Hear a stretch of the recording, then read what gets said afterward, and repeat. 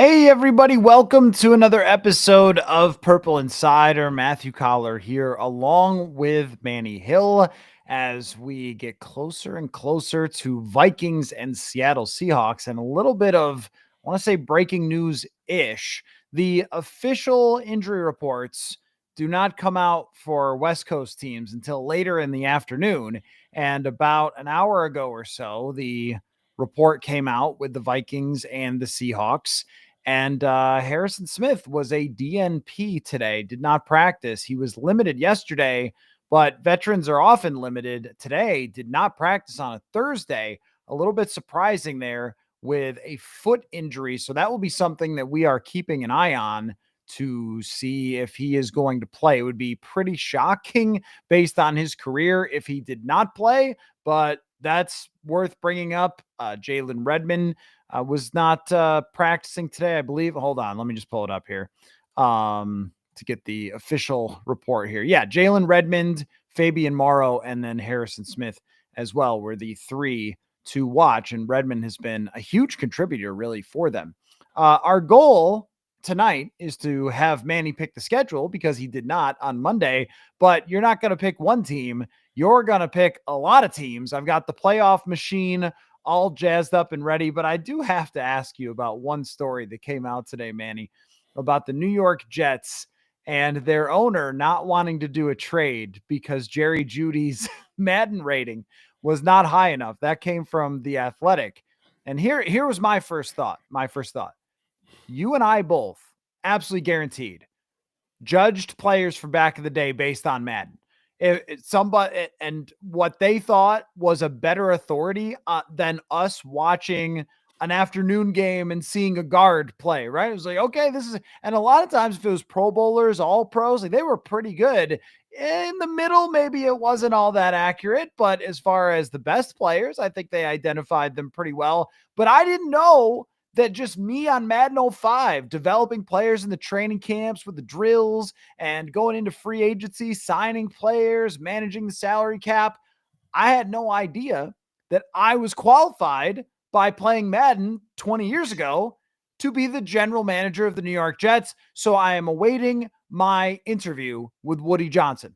I'm ready. Kind of reminds me of back in the day in 2001. I used to think Trung Candidate was like one of the best players on Madden because he had a speed of like 95 or something. His overall was like 76. You know what I mean? He was like just a guy, but his speed rating was like 95. So it was like, I'm going to have that guy as my starting running back and just throw the ball to him out of the backfield a lot because he's really, really fast and he makes guys miss.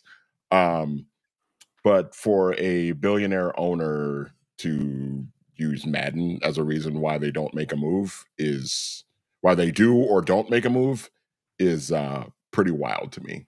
It's really strange. But I can't say that I'm terribly surprised because it's Woody Johnson, it's the New York Jets, and nothing that they do nowadays should ever shock anybody. The thing with Sam Darnold is that Sam Darnold has done a great job this year of never even hinting that he got screwed over in his career. He's let everybody else do the talking. I'm sure you had somebody in your life say that to you at some point. Hey, let everybody else do the talking. You just go about your business. Well, that's what Sam Darnold has done. And everybody else is doing the talking and going, oh, maybe this is why Sam Darnold is now good with a good organization and was bad with some bad organizations. We've usually pointed to the receivers and the coaches of the organizations. And I know that it wasn't David Tepper. Well, maybe it was the end of Tepper. I don't know if it was Tepper when he was playing. I don't think it was, or maybe he was just buying the team. But remember, Jerry Richardson was run out of the ownership there for doing sexist and racist things. I mean, these are the organizations that Sam Darnold had to play for. Mr. Madden rating owner, and apparently as part of that story as well, his teenage sons are essentially running the team, which is also hilarious because like that's how old I was in Madden 04. And I remember Trunk Candidate quite well. The modern Trunk Candidate was Dree Archer, by the way. He just like quit football, but he had a 99 speed. So you could get him on Madden like 18 and throw him out there. There's always been that guy in the league. But the point is that this is how the Jets were being run, and the Carolina Panthers, how they were being run. And that's who Sam Darnold had to play for. I just imagine him eating his lunch today going, oh yeah, oh yeah. And everyone's saying, Sam, was that how it was? Oh yeah, that's how it was. And that also makes me think a little bit about Sam Darnold's future, doesn't it?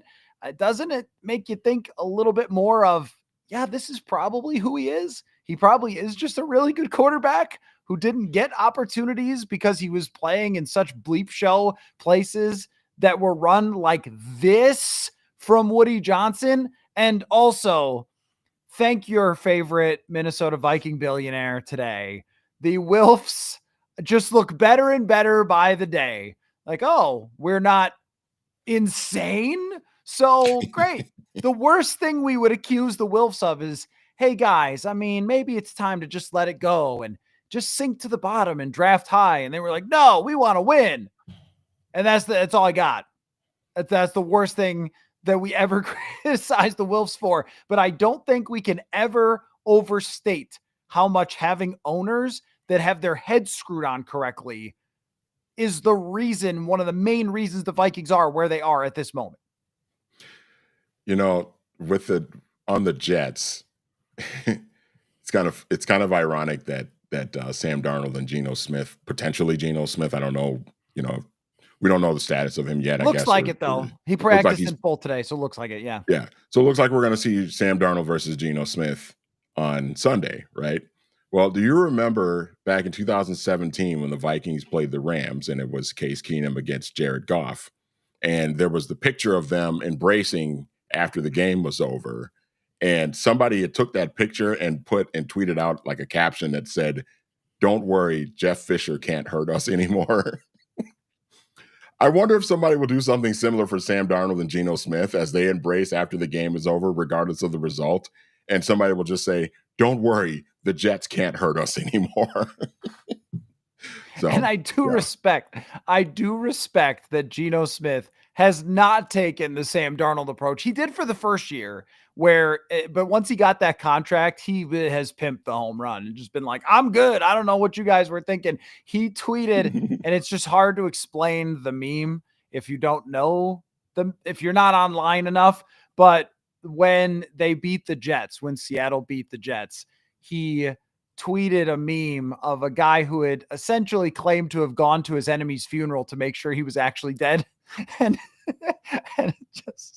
just classic Geno Smith. He is, maybe after Sam Darnold gets he probably won't, but if he gets the bag, then he will open up a little bit about what happened with the New York Jets and Carolina Panthers. But it's just your weekly reminder that this man had to go through Shawshank Redemption, miles and miles of crap to break out and have KOC, very likely coach of the year now, all the betting favorites, coach of the year, Justin Jefferson, Addison, Hawkinson, offensive line, owners that aren't nuts, general manager who finds good free agents and has a plan and all this stuff.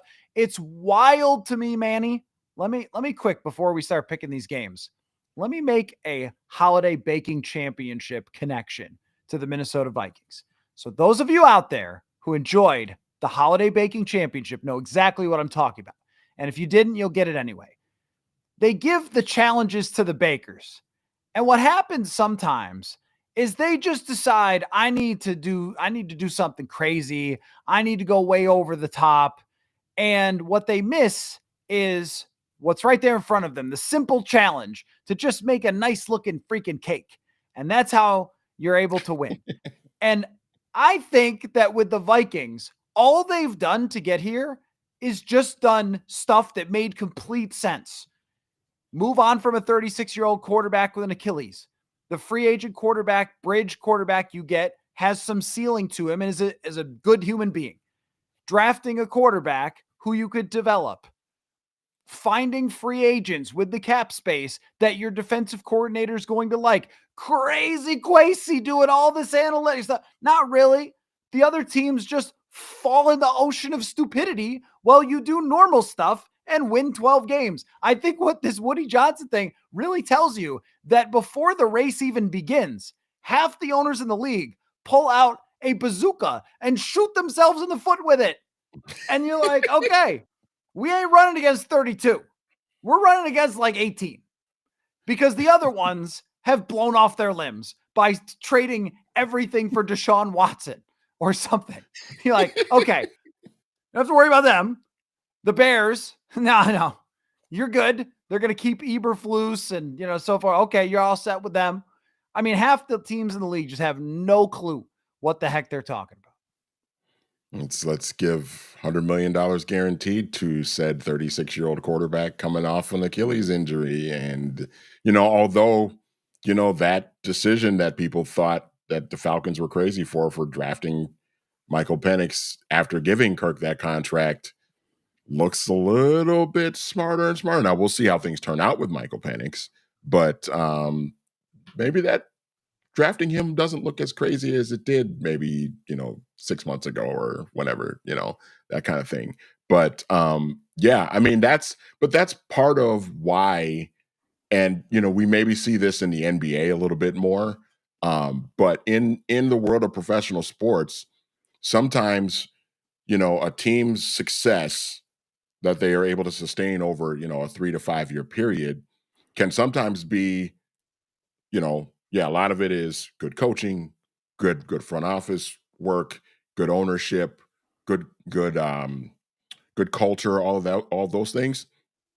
But also some of that stuff can be aided by pure stupidity from some of the other teams, from some of the peers.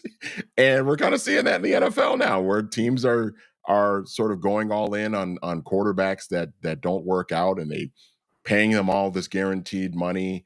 And it's not turning out the way that you want it to turn out, And I mean, the Broncos had a similar situation where giving up a lot for Russell Wilson, who was kind of up there in age, giving him a lot of money. They're still, I guess, essentially paying him a lot of money this year to not play for them and win games with the Pittsburgh Steelers. But the Broncos are doing okay. They've recovered nicely with Bo Nix and Sean Payton and everything. But yeah, man, I mean, it's kind of wild to me that we see this many teams make very similar mistakes that some of the other teams around them are making. And that's where I think you really have to give Kwesi, KOC, the Wilfs a lot of credit for kind of doing the smart things that, people like you have told them, like, this is the right way to go. This is the right moves to make. And here you go. You fast forward 3 years since this regime came in, and the Vikings are in great shape.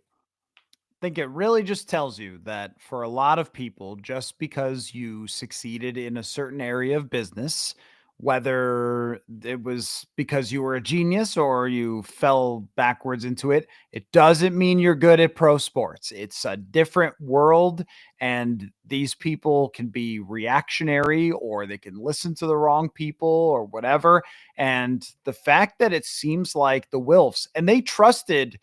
See, we always thought it was a criticism that they trusted Zimmer and Spielman too much, that especially trusted Spielman too much to keep bringing back Kirk and watching it not work. But now they trusted Kwesi Adofo-Mensah and Kevin O'Connell to move on from Kirk, and that they would have the right direction here and they would make the right decisions and they would spend the millions and millions of dollars on Darisaw and Jefferson and the free agents and so forth and make the right moves. Their trust for the right people has ended up working out. But sometimes there are, just in any other, wherever you work, I guarantee there's somebody where you're like, yeah, that guy's just a grifter, man. He's just not, he's not the real deal. He's just stealing money from this company. There's people like that in the NFL.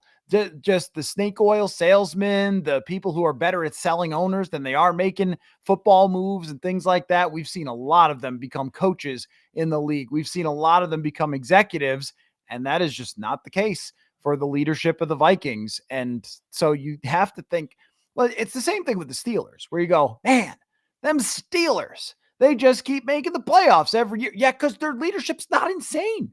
And it gets you Right. most of the way there. You got a good coach. You got great, fantastic ownership there. You have a good management that makes good roster decisions. And I don't even think the Steelers are special or have been special since Roethlisberger. And they've either had a winning record or made the playoffs every year.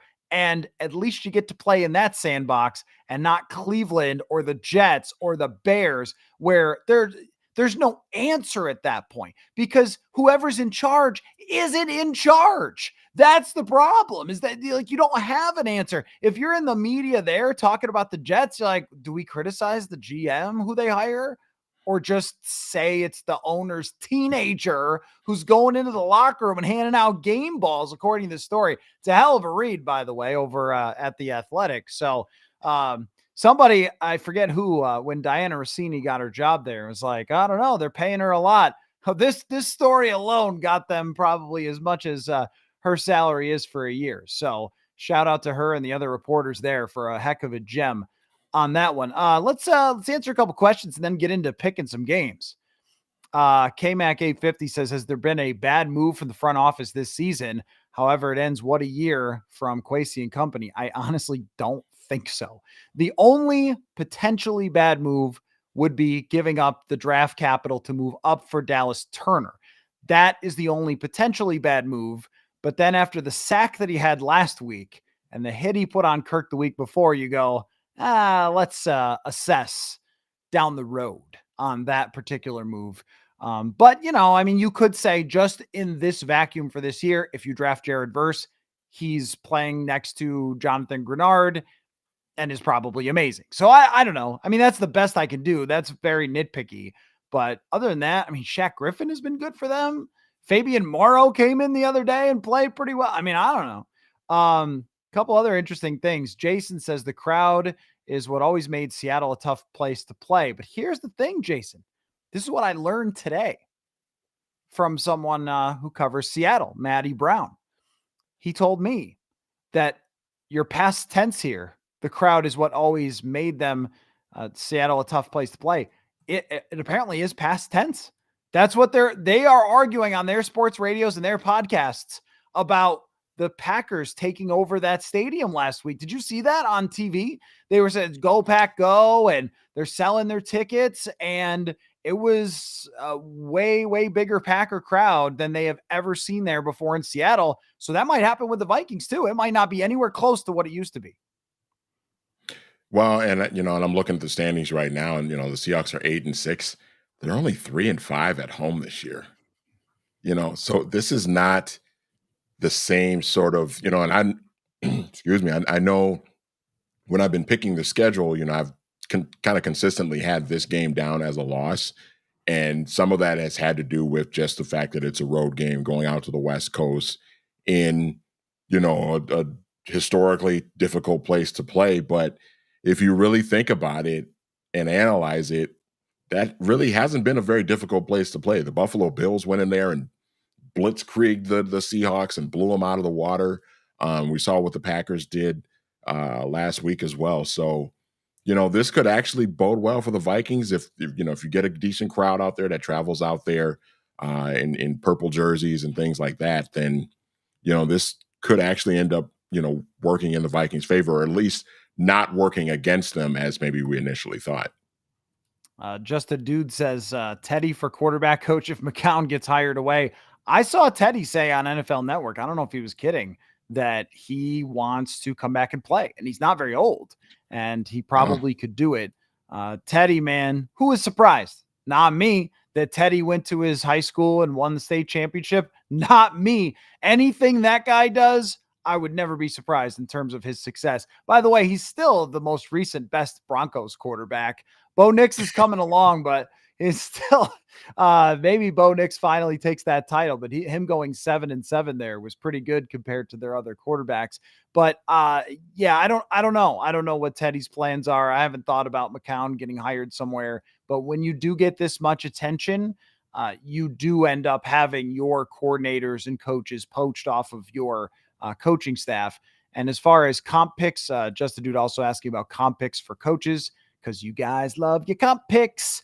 You do for minority coaches if they're hired to other places. There is a system in place, yes, but I don't know. Like if Flores gets a job or Keenan McCardle gets an OC position or something like that, then maybe. So, but how about Teddy, man? Unreal. He's a winner, man. I think that's the only way you can really describe it. Dude's a winner. Won at Louisville, won while he was here. And, he was at least competitive, or at least like a 500 quarterback on some lesser teams that he played for after he left here. And actually, when he played for Sean Payton in New Orleans, he won some games for them when Drew Brees had to miss some time. So dude's a winner. Went 5-0. Yep, went 5-0 off the bench. And then Carolina, Matt Rule got him too. Him and Darnold could share some stories there. Kai says, who's having the biggest game for the Vikings on Sunday? I want to say Aaron Jones on this one. After watching the way the Packers ran against Seattle, feels like Aaron Jones could be huge for them. Yeah, I was kind of thinking that too. Aaron Jones just having another big game, much like what he did last week as well. So yeah, it makes a lot of sense. Purple Jesus says, is watching some Seattle YouTube earlier. They're apparently expecting a lot of Vikings fans. So there you go. Yeah. I mean, Sun Country, they got a few rides out there. You always know when I go to book my travel, because I'm a late booker. I just can't think more than 4 days ahead. And so I'll go and look, and it's like, oh, Sun Country's got a bunch of flights going out there. They must have a lot of reason to do that. Let's see. Canizzo, do you feel like you can predict this team easily? I feel like this is a hard team to gauge, but they win in a lot of different ways. I mean, this year, yes and no. Like, I think we predicted a lot of wins, and only after they had lost 2 in a row and then played terribly against the Jaguars did, I think you, Manny, drop them down to maybe 11 wins. It's possible that it was 10, but I think 11 is maybe as low as we got. So we have felt like we understood who they could beat in terms of the mediocre teams. What we're about to find out is how strong they are right now against the teams that are actually good. And I'm putting Seattle in that category of teams that are actually good. Yeah, me too. And, I know I just said that they're 3-5 at home, but it's still a team that has talent. And if Geno Smith is going to play, he's a talented quarterback that has played well at times for them over the last couple of years. And, they've got, he's got receivers to throw to. They've got a couple players on defense that could maybe be a little bit of a problem. It's not a team that you want to just assume that you're just going to go in and walk over. I mean, this is the stretch of the season now where you can't coast through, a 3-interception game in Jacksonville, like you did against the Jaguars, and win 12-7. That's not going to fly against the Seahawks. They've got some dudes. They've got some players. Head coach is probably pretty good. I don't know. We'll find out over the next couple of years, but it's a team that you don't want to take lightly. And, they're in the middle of a race for their division right now as well. They're fighting the Rams for the NFC West to try and make the playoffs. So that's a team that is every bit as motivated to try and win and compete as you are. Phil asked, will we see LDR this year? Levi Drake Rodriguez. I'm not sure. I mean, he could be active against Seattle because it doesn't look like Jalen Redmond's going to play. So if Redmond doesn't play, then it's possible that he mixes in. They need Redmond. I mean, he has become all of a sudden a key part of the defensive line. I think that they played Tillery a lot early in the season, and he might have lost a little bit there as he's gone along. Guys play through things and stuff like that. And Redmond has given everybody a rest because they can rotate him in and out. He gets into the backfield. You go like, okay, they did it again. They found a random who is actually pretty good. Sean says their chances to win out are solid. 3 tough teams. You can argue they should be the favorite in all 3 games, except going into Detroit because of, or including Detroit because of their defensive injuries. I mean, I can't disagree with that. I would assume that they're favored against Seattle. Green Bay has been playing extremely good football, but US Bank Stadium, they would be favored. And then if they won both of those games, and so did Detroit, maybe that's a pick 'em type of game. That's where I would have it. I would not say, well, they've got injuries, so they're just not up to the task against the Vikings. I think their offense is so good that they can play with anyone. I mean, they played with Buffalo that whole game. Buffalo has had most of the season a pretty good defense, but they got some injuries and Detroit put up huge numbers against them. So I think that would be probably more even, which Manny seems like a good lead in to picking the rest of the schedule, but you're going to have to do more picking than just, let's get us into the corner there, our little boxes. You're going to have to do a little more than just the Vikings. So I've got the playoff machine here up on the screen, and our heads are blocking out where the Vikings are currently. Let me remove our heads so you can see where they are. Right now, not my favorite matchup on the list. The Vikings, the way things stand at this moment, if it finished exactly the same, would face the Los Angeles Rams of Los Angeles, which is the team that nobody wants the Vikings to play. So let's go through and pick the relevant games to the Vikings. And I will say that there's more relevant games than we're going to even pick because strength of schedule starts to play into this. I also think it's funny, Manny, that in the wide view, we can see, what do you got, a Yule log going on back there? Yeah, it's just the YouTube fireplace, generic fireplace action going on. That's extremely pleasant. That makes me feel Yeah, great, Manny. It makes me feel like you're enjoying the holidays. it's this time of the year. It Good is time of the that year for time of the that. year. And the Okay. nice thing is, it doesn't make my apartment super, super hot either. So That is what fire would do had it been real. Okay, let's start out with this week 16 in the National Football League, and the Vikings and Seattle Seahawks. All year long, you have picked the Seattle Seahawks to win this football game. Are you staying with that?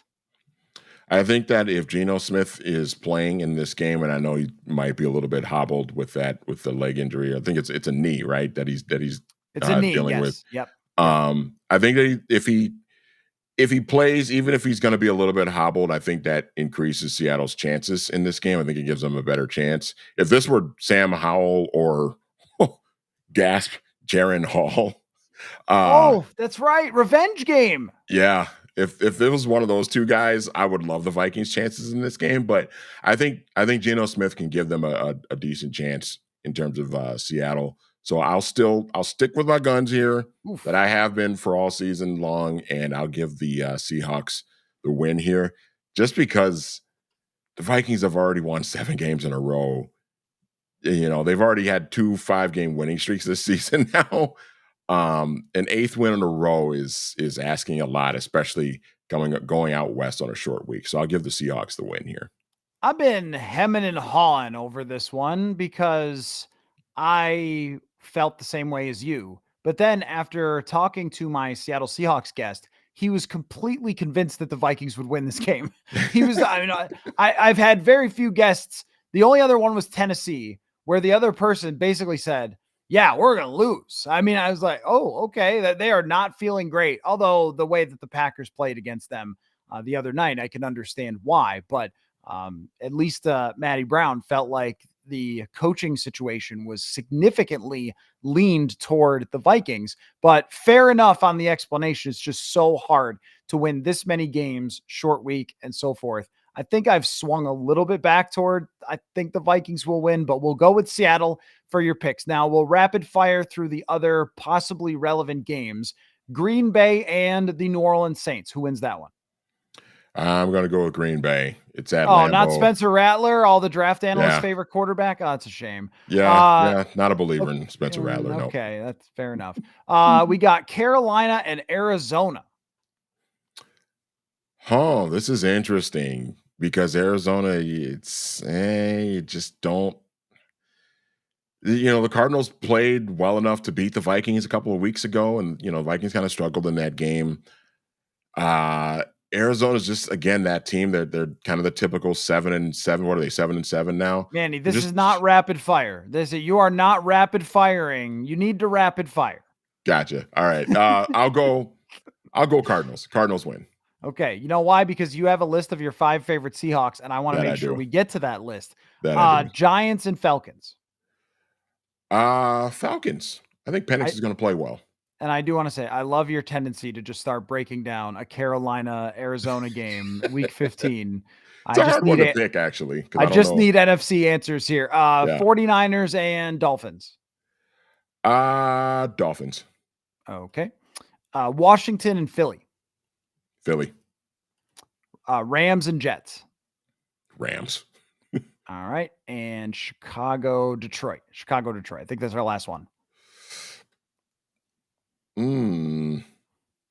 Detroit. It's gotta be the way that they just played. Okay, there's our NFC games. Now, the Packers and Vikings game of the year, December 29th. Anyone who's listened to the show has heard me bring this up on literally every show because it is that big of a football game next week. Who do you believe wins between the Vikings and the Packers? Vikings ride the wave of being at home, and they come through with a win. Okay. And at that point, the parade route will start being planned and the energy will be at an all-time high, probably since 2017 at that point. Bucks and Panthers. Bucks. We got Seattle and Chicago. I'm going to go Chicago. Okay. This is week 17, by the way. Mm-hmm. We have Dallas and Philly. Philly. Arizona and LA. Ooh, big game there, potentially. That's huge. Yeah, I'll go with the Rams. All right. Washington and the Atlanta Falcons. I'm going to go Atlanta. I think Penix is going to play well. All right. Okay. I think Penix is going to play well. An upset there. And Detroit and San Francisco. This is one, I don't know. I'm going to go with San Francisco here. Okay. All right. So then week 18 is for, at very least, the NFC North. Did I get the Eagles? Yeah, I did. Okay. Week 18. Let's start off with the Lions and the Vikings. Vikings. Oh, you have to. You just have to. Yep. Come on. All their players are hurt. KOC shreds that defense anyway. Vikings in week 18. Packers and Bears. Packers. 49ers and Cardinals. Niners. All right. Let me see. Eagles and Giants. Eagles. It's a bye week for Philadelphia. Yeah. Washington and Dallas. Washington. Falcons and Panthers. I'll go Panthers because even though I think Penix is going to play well, I have a hard time thinking that he's going to go 3-0. Okay. To start his career. Bucks and Saints. Bucks. And Seattle and the Rams. I'll go Seattle. Okay. So here is our playoffs. Should it play out the way you just projected it? Wow, I got the Rams out of the playoffs. Huh. Yeah. So let me see if it goes the other way. That would be for the West then, right? Yeah, okay. Seattle and the Rams. Yeah, this is a swing game. Yep, swing game. Potentially, because you had the Vikings losing this week. So it could end up this way either way. So we'll flip around a few of the things and see what they say. But in this scenario, the Philadelphia Eagles would have the 1 seed. The Vikings would play at home in a 1987 revenge game against the Washington Commanders, who would be the 7 seed. The Packers would face Tampa Bay. Tampa, a 3 seed at 10-6. Oh, they paid Baker Mayfield. Oh no. Well, they're a 3 seed. The Packers, a 6 seed. So I got to pimp that one after it actually happens, not while we're just picking games. And the Seattle Seahawks would be the 4, and the Lions would be the 5. So the matchups are Minnesota, Washington, Tampa Bay, Green Bay, and Seattle and Detroit. And if the Rams were to win that week 18 game in this scenario, that would mean that the Rams would end up with an incredible run to the 3 seed, which would be wild because they were losing in the middle of the season. And if we go back to your first pick and the Vikings beat Seattle, that would move them to the 1 seed, Philly to the 2, and the rest of the way. So this is the big swing game of the week. Okay, need to unscreen share, and then we'll be back on your screen. And we're back. So, okay, yeah, wow. Manny picks the schedule, got super convoluted on your face right there, but I think home against Washington is a phenomenal outcome for the Minnesota Vikings. This is one where if the Detroit Lions lose that game in San Francisco, it gives a little bit of breathing room for the Vikings. The problem would be if Detroit has the same record as the Vikings, that they end up still getting the North because of the goofiest tiebreakers where them losing to an AFC team mattered as opposed to the Vikings losing to two NFC teams, which is exactly how it is in the Bible. So I guess you have to keep doing it. I don't know. How do they decide on this? Who decided that? I don't know why it isn't just point differential or something that would make sense, which of course would still go to the Lions. I just mean when we're down to the level of Eagles and Vikings will be figured out by strength of schedule, and then you got to root for the Texans or something. I don't even know. But that's where we're at. That would be one heck of a scenario for the Minnesota Vikings if they could play a home game against the 7 seed. Yeah, well, and I think it just highlights, like you said, it really shows how big even this Sunday's game is going to be, and the difference in what that could mean, between a win and a loss with the Vikings. This is going to be fascinating to watch. I love the fact that the Vikings are right here in the mix still for the number 1 overall seed and potentially a first round bye. And we'll see what happens with the Eagles. The Eagles seems like a pretty easy schedule to finish out with these last 3 games for them. If they end up with the number 1 seed, they would basically have 2 bye weeks in a row because they would be playing the Giants in week 18, which is essentially a bye week. But yeah, this is going to be so much fun. I can't wait to just see how these games play out. And we're going to learn, not only are we going to figure out exactly where the Vikings are going to fit in the standings, but we're going to really, I think, figure out, what sort of run they could potentially go on in the playoffs just by, how they play in these games. I mean, if they really struggle against some good competition with Seattle, Green Bay, and Detroit to end the year, then it kind of makes you a little hesitant to be confident in them and what they can do in the playoffs.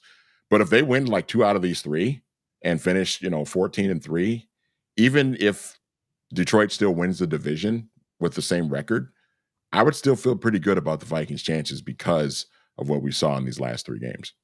I will give you a little NFL research from the past that I ran across, and maybe if someone can find where this article was, I don't remember.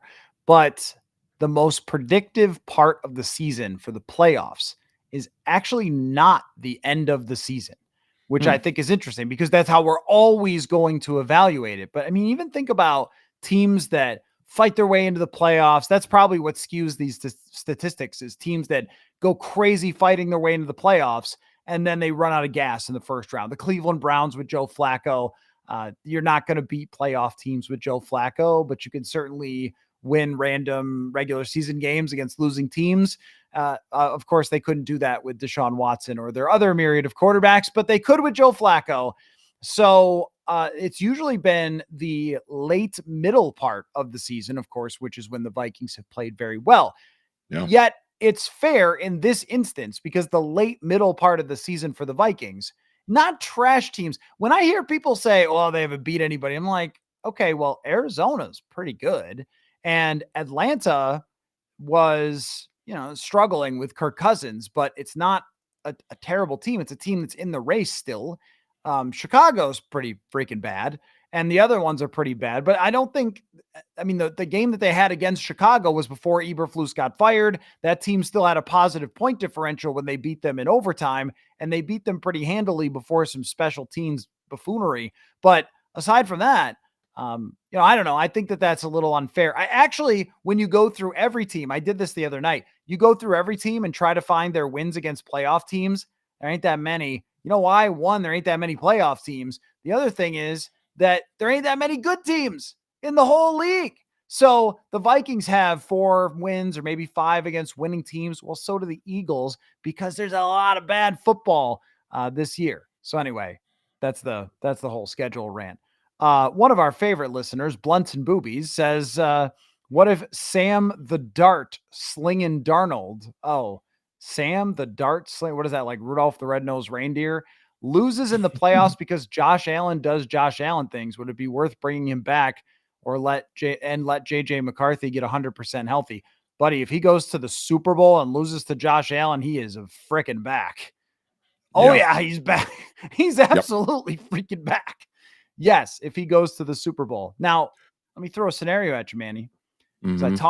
I tossed this at Andrew Kramer today, and I'm curious of your answer.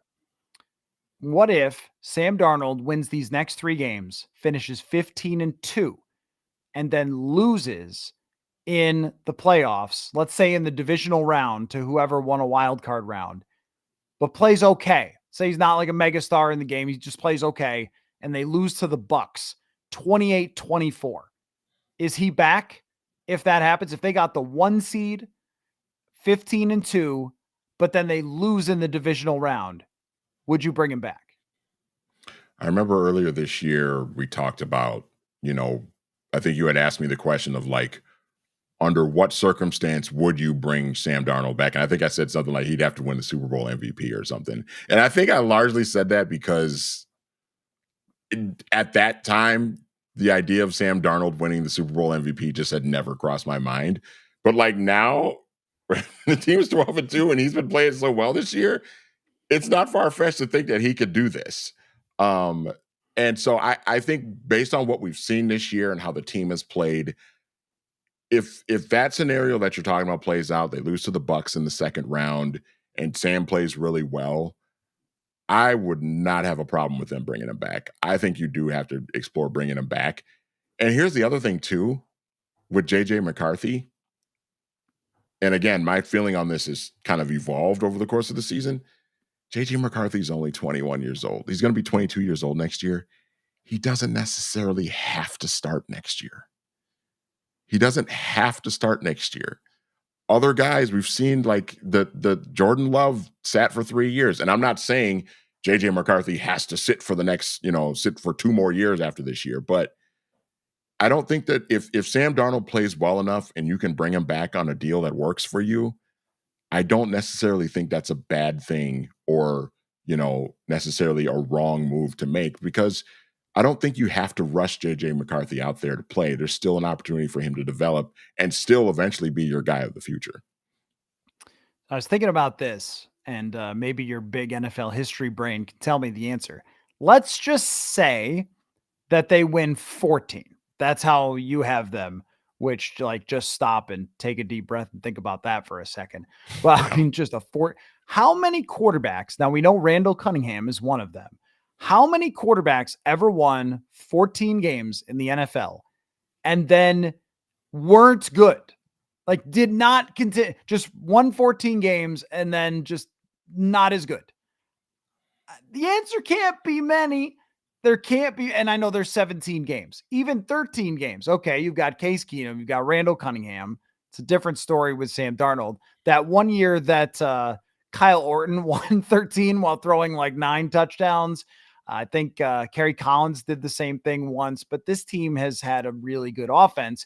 In fact, they are in the top 10 in passing expected points added.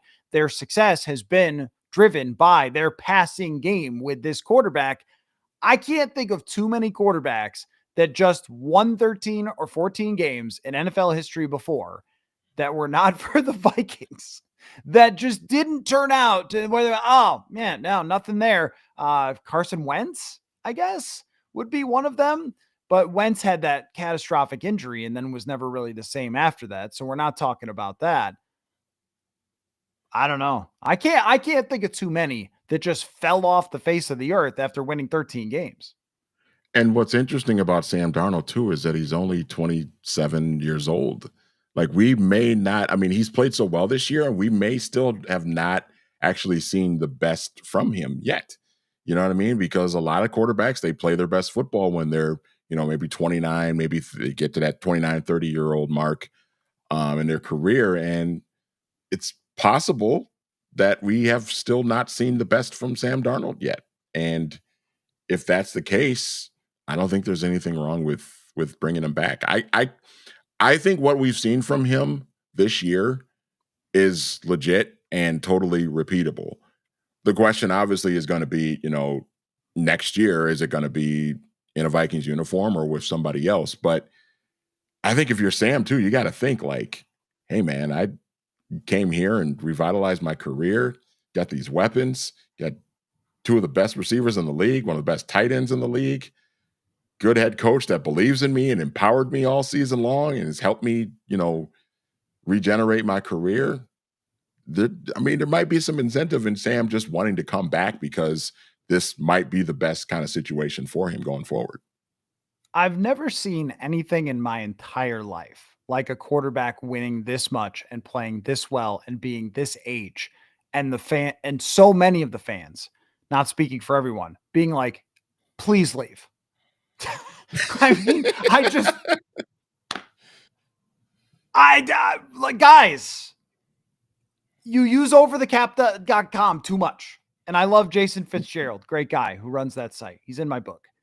You just use overthecap.com too much. I don't know. I don't know what else to say. This is incredible quarterback play. We're really going to see it tested. And I want to get to the end before we really know. I'm just making the point that I really think this same point has been stated so many times. Rookie quarterback deal, rookie quarterback deal, rookie quarterback deal, that like we think that it just applies to everything all the time, no matter what.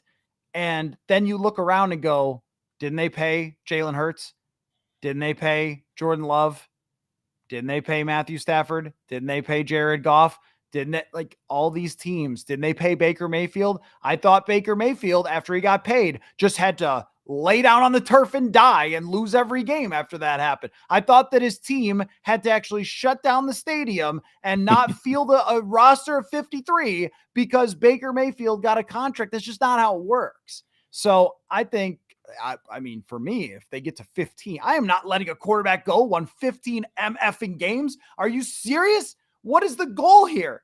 I mean, okay, if I was going to lose Justin Jefferson because of it, but last time I checked, number 18 sticking around. I don't know. That's crazy to me. And yet, especially when that quarterback's like 27, 28, he's going to be 28 years old next year. Like these are the prime years of Sam Darnold's career. This is probably where he's going to play his best football. So, you know who reminds me of right now is Carson Palmer in Arizona. He's not perfect, but everything is right.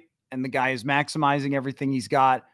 Take your shot in the window, and then you can move on if you want to, or however it ends up playing out. It's just wild to me how many people are dead set on please get this person out of Minnesota as he's won 12 games already. I don't even want to look at him.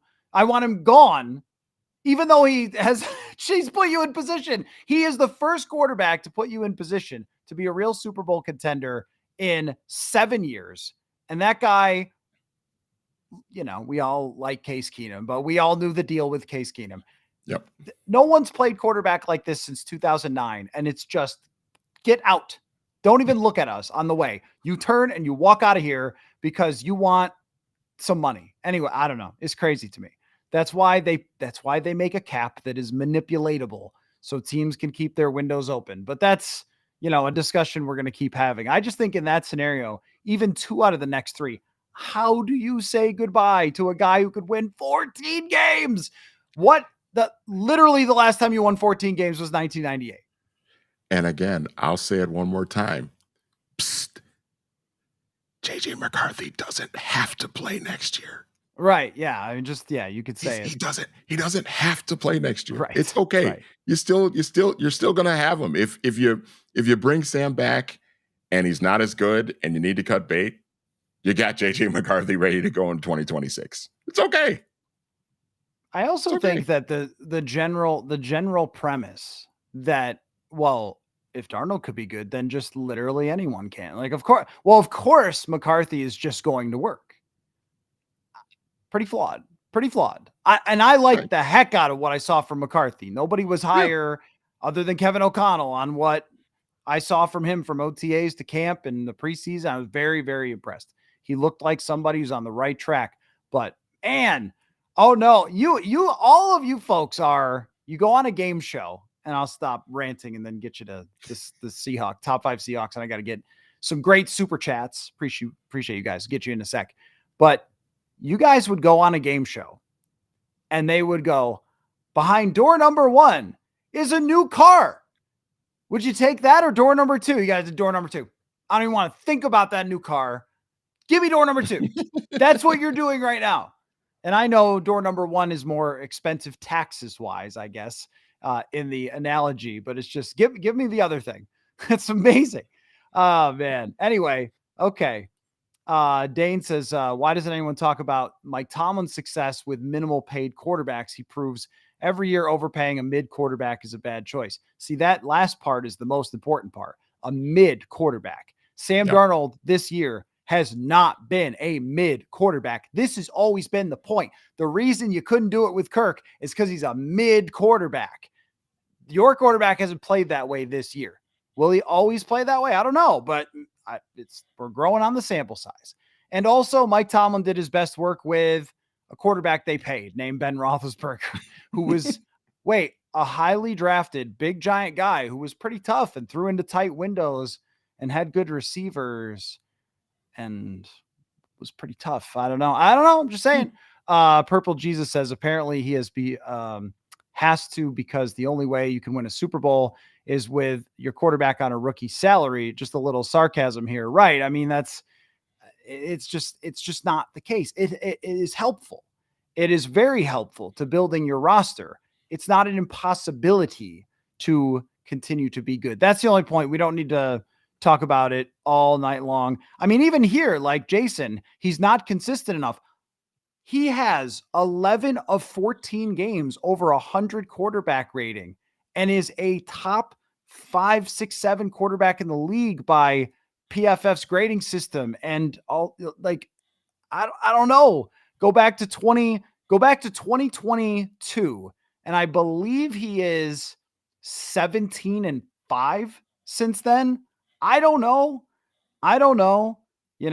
I mean, yes, Luminous Grin, I understand what you're saying. More concerned about this Sunday than what they may do with Sam. Totally understand what you're saying there. But it's also, a big discussion. And as we're picking the Vikings, we got to throw out at least one scenario like that.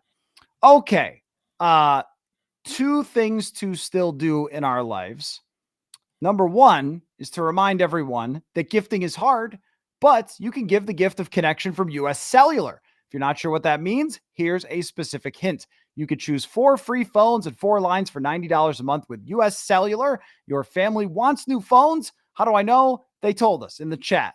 And the good news is that compared to wrapping presents, you're great at taking hints. So here's a hint. Get 4 free phones and 4 lines for $90 a month. US Cellular, built for us. And we will get Manny's favorite Seattle Seahawks of all time, and then look at the Underdog fantasy higher and lowers for this game. So let me first dial up some epic music for us here for Manny to give his list of favorite Seattle Seahawks. This is a good one, man.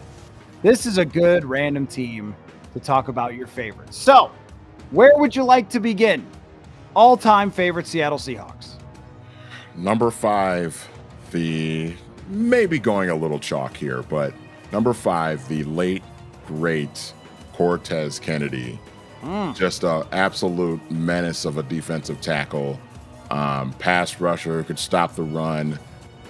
Played on some not so great, mediocre Seattle teams in the 90s, but was just an absolute monster on that interior defensive line.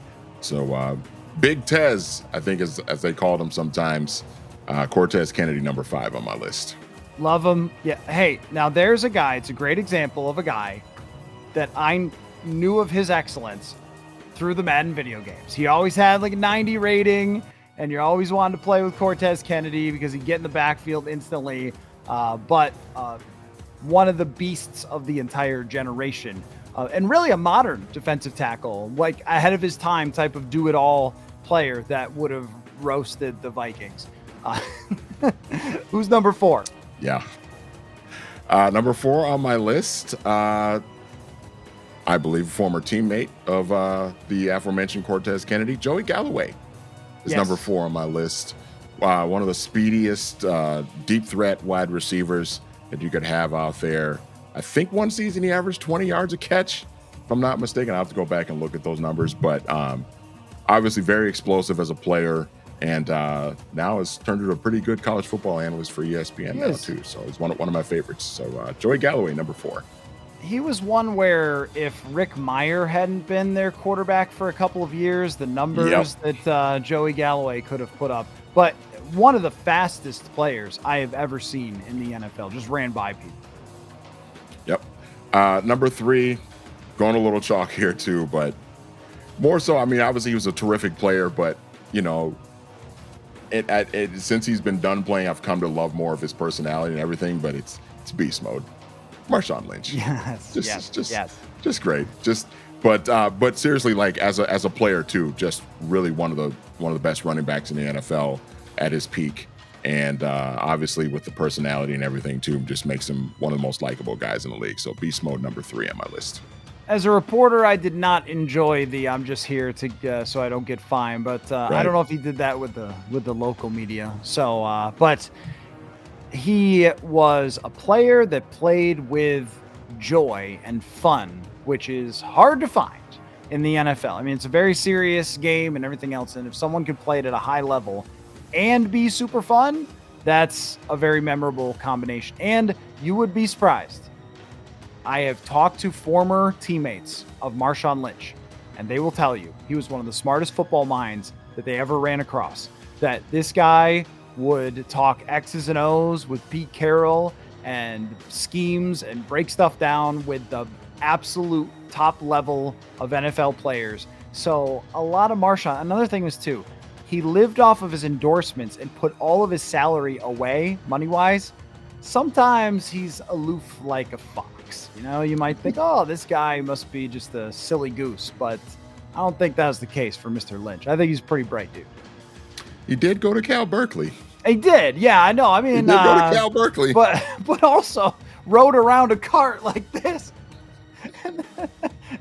Coolest dude ever, man. Hey, you Just can the be coolest aloof dude. and very smart at the same time. Not that any current parties would know anything about that. But who's number 2 on your list? Number 2 is another running back, and it's not the Seattle Seahawks running back that you may be thinking of. I went way back to the 90s again. My guy, Chris Warren. Okay. Chris Warren. That is who I was thinking. Chris Warren was kind of an all-around back. I mean, I was thinking maybe Ricky Waters he would go with there. Wait, right? Ricky Waters. Yeah, he played out there, right? So I was thinking maybe him, but Chris Warren was there before him. And what I loved about Chris Warren, so random, he had this really cool face mask. And I just thought he looked awesome. Like there are running back awesome aesthetics from that era. And Chris Warren was one of the tops. He had like this high running style, you know, with his He's cool a big face guy mask. too. Yes. Yeah. He's was like cool. 6'2", 225, 230. Really fast too. But yeah, and the first time I saw Chris Warren, the first time I really like fell in love with him as a player, was actually the 95 Pro Bowl. Really? Oh yeah, you used to watch the Pro Bowl. People used to enjoy the Pro Bowl, believe it. The Pro Bowl actually, folks, for some of you younger folks, the Pro Bowl was actually once upon a time fun to watch. Oh, they played hard. They tackled that's one of those we're old. And if there's a young reporter joins the beat or something, you're like, they used to watch the Pro Bowl, or they used to play the Pro Bowl and we would watch and they would hit each other. And it's like, really? Now they just have a fun festival or whatever, which is fine, I guess. I don't care. 14 carries, 127 yards for Oh Chris my gosh. Warren in that Pro Bowl. And did not win the MVP of that game. Went to some young guy from San Diego State that played for the Indianapolis Colts named Falk. Ran for $180 in that game for the AFC. So otherwise, Warren probably would have been the MVP of that game. I like that you had the Pro Bowl box score ready with the stats. I did look up the stats earlier. That's today. aggressive, even for this show. Number 1, going a little more chalk here, but my favorite Seahawk all time is Richard Sherman. Obviously, just a great player, great corner, and another one of those guys with the personality and the smarts as well, just like Marshawn. Stanford guy, really intelligent, great football IQ, and a great player, sort of the leader of that Legion of Boom Seahawks team. It's a great list. I will add onto it Cam Chancellor, one of the most fun players to watch. If he's one where if you look at the defense, like take your eye off the ball, watch the defense, watch him. It's like with Harrison Smith, I make the same suggestion. You'll understand why everybody talks about the guy this way if you really focus in on him and don't just look for the explosive plays. Cam Chancellor was that way. Walter Jones, one of the best, absolutely one of the best. How about Brian Blades, wide receiver? Yeah. I'm sure the OGs want a little Steve Largent in their life. Who was the quarterback, the left-handed quarterback? Jim Zorn. Oh yeah, Jim Zorn. Right. Yep. Coached in Washington was the head coach of the Washington team a couple of years. Right. It was a mess, but yes. There's also the running back, Kurt Warner. Yes, and John L. Williams. Yeah. Fullback John L. Williams. There's good history. They're a fun team. They are a very fun team to talk about. And I don't think the Vikings fans don't hate Seattle, right? And it wasn't their fault that Blair Walsh, that thing. That was 27-yarder. He's got to make that kick. Yeah, that's as Mike Zimmer said after the game.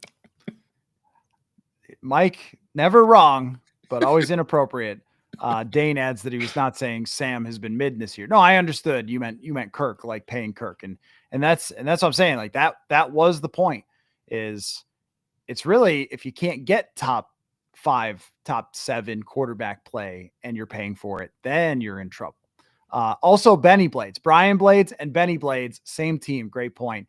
They had the Boz back in the day. I mean, and also just what a trash bin they played in. I mean, that thing is a garbage can. The Kingdom is just a garbage can. Imagine being Ken Griffey Jr., like the GOAT, and that's the place you have to play in. Although at the time it may have seemed modern. Anyway, so let's finish up the show with our friends at Underdog Fantasy, as we always do every Thursday night. We take a look at the highers and lowers. And if you want to play along with our pick'ems, check out the easiest app in the industry, the fastest growing, the easiest place. And when I say that, I mean, that's really true. It is insanely easy to play on Underdog Fantasy. So you can do the pick'ems along with us. Tons and tons of different options for drafts. You can jump in at as little as, I think, $3 is the cheapest if you want to jump in with a very little risk, or if you're more confident, you could do more than that. But super easy to draft, super easy to do pick'ems. Sign up with the code PURPLE. Helps the show. Plus, you get your special pick and first-time deposit offer up to $1,000 in bonus cash. You must be 18 or older. Terms apply. Concerned with your play, call 1-800-GAMBLER or visit ncpgambling.org. So, Vikings and Seattle Seahawks. Aaron Jones, higher or lower, 66.5 rushing yards. Isn't Seattle run defense kind of bad? A little shoddy last week against Green Bay. Yes, I think that they are known for having some struggles up there. I will say higher. Okay. Aaron Jones. Sam Darnold, higher or lower, 245.5 yards. Higher. I think the Vikings are going to move the ball on Sunday. Yeah, I like that too. My only question is, if they get ahead, will they slow it down a bit, run the ball? I mean, even think about last week where you're not trying to go for 400 yards with Sam Darnold. You're trying to just win the game. And the Packers last week, for example, got ahead and they just pounded away at Seattle with Josh Jacobs. 245.5 is such a good mark to set. I think I might go higher on Jones, but lower on Darnold there, just a little bit, maybe 220, 230, something like that. Mm-hmm. But, we were talking about how if you're picking Seattle to win, they might have to throw a ton. It's tricky. Okay. I might go lower on this one. How about Will Reichard, higher or lower, 1.5 field goals made? Would you ask Will the Thrill to boot 2 field goals through the goalposts in Seattle? I'll say higher. Yeah, I think so. I mean, they have had, I don't know, they've done pretty well in the red zone, but the thing is they trust him from anywhere. So even if they get to the 40-yard line, it's field goal position. I like that.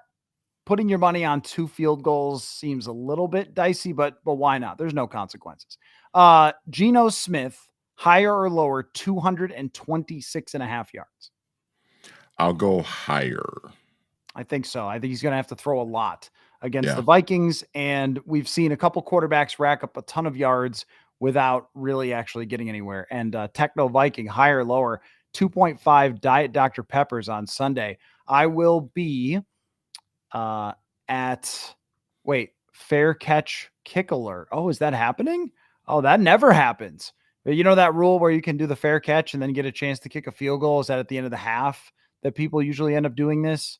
Okay. I don't have the game on. You're going to have to let me know if that's happening. But I will be in Seattle. I'm excited to go there. It'll be my first time at Lumen Field because the last time was 2020. Was it 2020? No, 2021 they played here. So 2020 was the last time they played there. I did not travel for that game. So I am excited to be out there for this one with the Vikings chasing the entire freaking NFC. What a time to be alive. You can't say it enough. It should be a fascinating game to watch. And on Monday, we'll do that whole exercise again where we pick all the scenarios and try to figure out what ends up happening in the postseason. So Manny Hill, thank you as always. And I will talk to you on Monday. You got it. Football. And thank you all for watching/listening. And I will talk to you all probably a lot more before Monday. We got Matty F. Brown from Seattle. He did the podcast with me earlier, so that's up. Andrew Kramer, we recorded today out at TCO Performance Center. That will be up tomorrow night. And then I will be in the press box in Seattle after the game with Dane Mizutani. So a lot to come on the show. Thank you so much for watching and listening, and we'll catch y'all later. Football.